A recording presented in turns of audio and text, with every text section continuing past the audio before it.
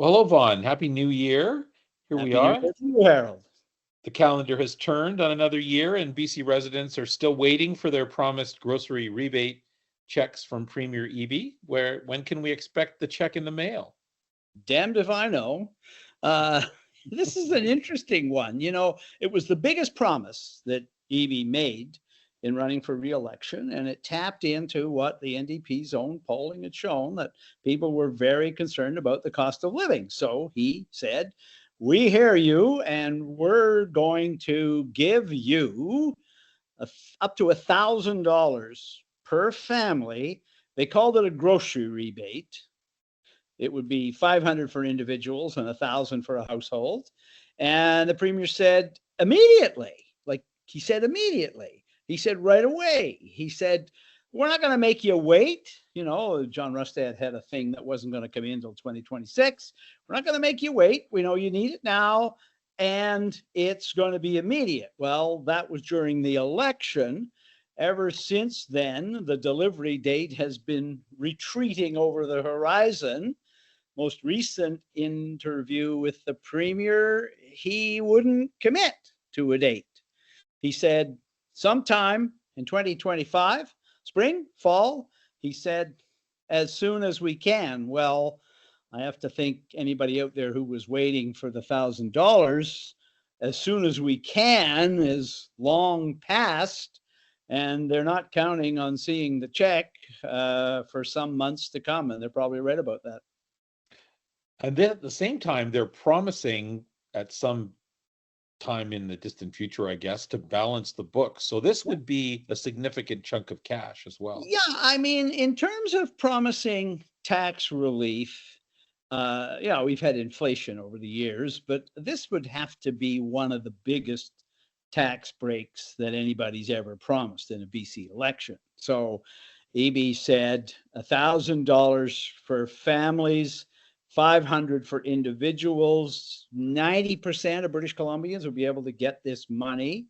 It would come as cash in the first year, rebate or a check, and then it would be woven into the income tax structure so that you'd get that much off your taxes every year going forward. They costed it, the cash, at $1.8 billion, which is still a lot of money, almost $2 billion. And then the tax break in the subsequent years would be $1.3 billion. So 4 years of NDP government, they were talking about maybe $6 billion in tax relief, one kind or another. The deficit on the budget is $9.4 billion. And they say they have a plan or they want to have a plan to balance the books. But the first thing they're going to do is knock, depending on how you look at the accounting on it, $1.8 billion atop the 9.4 is going back to the public, which can spend it or do whatever they want with it. And then there'll be $1.3 billion knocked off of the annual tax revenue every year after that. So they're digging the hole deeper before they get going on bringing the books into balance. Interesting. Interesting experiment, I guess you could call it, underway in Colwood on Vancouver Island. Yeah. What are they doing there? I think this is one of the more underreported stories in the country. And I say that not having written about it myself, but I am going to write about it. So Colwood's a little suburb of Victoria, about 20,000 people, not as well known as its neighboring one, Langford, which was where John Horgan was from, but nice little community. They were faced with a problem that a lot of communities in Canada are facing. They had a local health clinic, but it closed because of staffing issues. They went to the public in Colwood, the council did, in the fall of 2023. And they said, what's your biggest problems in town? And getting access to a family doctor was one of the biggest problems they came. Now, governments, we make fun of governments for passing the buck, but nobody expects a local municipality to deal with healthcare, right? That's the provincial government, that's the federal government. But Colwood said, maybe we can do something about this. Council had a meeting a year ago. They said, let's look at setting up our own medical clinic. We would lease the space, we would run it, and we would hire the staff. Incredibly, this went ahead. At the end of last year, the mayor of Colwood, Doug Kobayashi, and his council posed with the newest municipal employee of Colwood, a medical doctor, a family doctor. They hired a family doctor. They posted the job. They hired her. She came from London, Ontario. She's got a 2-year-old. Her husband. They moved to Colwood. They bought a house, and it's really interesting why.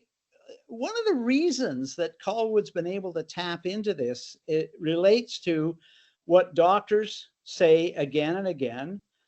One of the biggest workloads in the system is the paperwork. Canadian Medical Association says family doctors say they spend 40% of their time filling out forms, and claiming and paying this and paying that.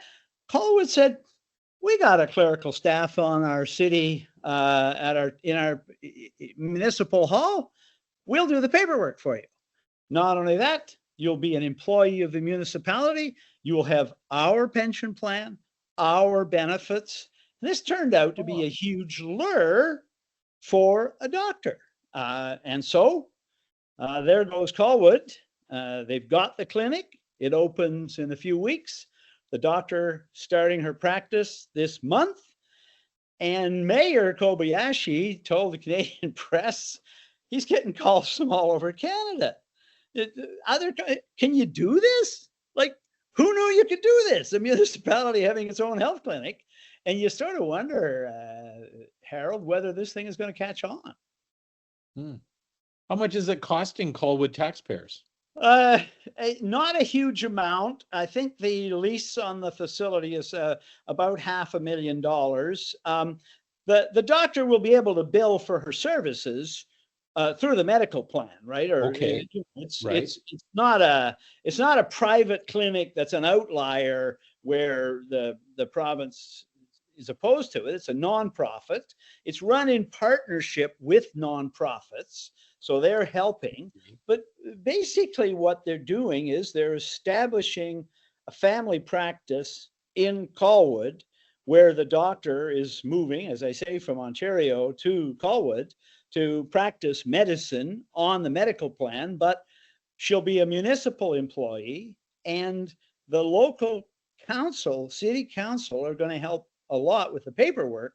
And they think that's turned out to be one of the real lures for hiring her, that, as I say, family doctors, they love the practice. They love dealing with the patients. What they hate is when they go home, they've got to do all this paperwork. Now, the government says it's helping reduce the paperwork and all that. So, it's not in isolation. But as I said, the Mayor Kobayashi says he's getting calls from all over British Columbia and all over Canada. And, the interesting thing too, Harold, is our colleague, Alec Lazenby, has a piece in the Sun this week on the new health minister, Josie Osborne.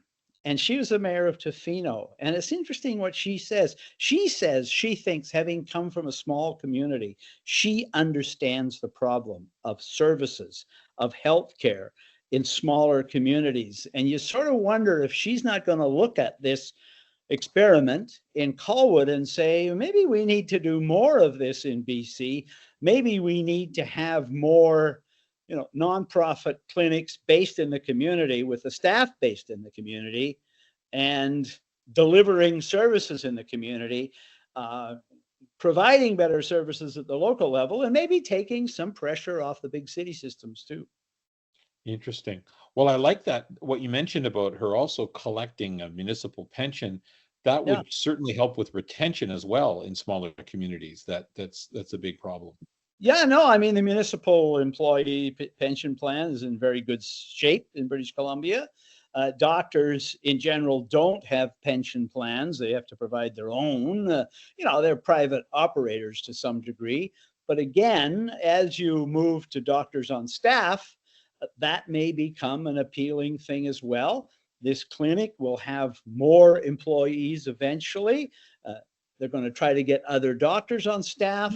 And that Hmm. also means that the doctors, can share specialties. You can get the kind of multidisciplinary treatment, people to fill in when the doctor and her family take their vacation, and all of that. So the government has talked about this as a model for the future. I think it struggled within the very cumbersome bureaucracy in the healthcare system. It may be that Colwood, by going local and going small scale, have also freed themselves from some of the bureaucracy there, which in the long run may help. You may remember during the election campaign, the Green Party said Yeah. community-based clinics are better.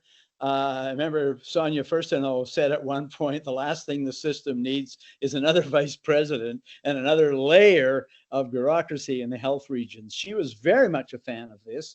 And in the deal that the government has set with the Greens, the government has agreed to review these community health clinics and to look at them as an alternative to some of the other things that have been tried in the system.